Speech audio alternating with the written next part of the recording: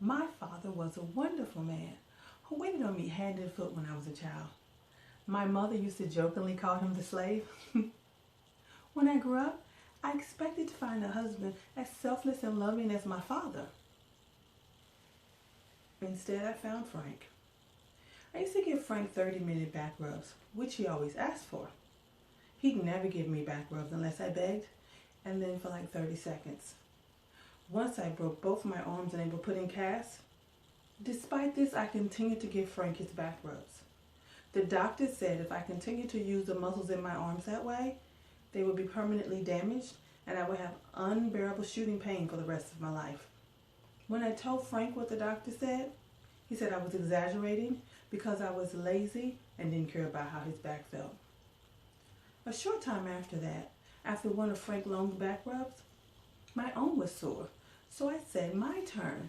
And I would like in half an hour since I always give you half an hour. What's fair is fair.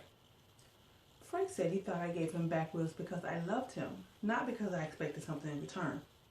I explained to him that I did love him, and I also wanted something since I give so much. He said I was being selfish and that I should practice being a truly selfless person.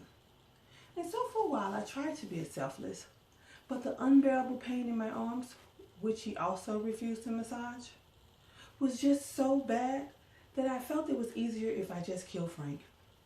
And I know I probably should have just left or something, but the apartment was so nice. Why should I be the one to give it up?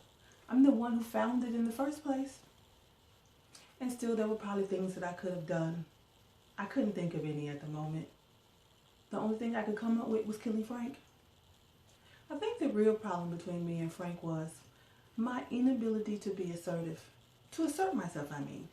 Had I asserted myself and asked for back rubs and the right to my arms and my apartment, which I found, then maybe Frank would have respected my needs, and I wouldn't have felt like the only option available to me was killing Frank.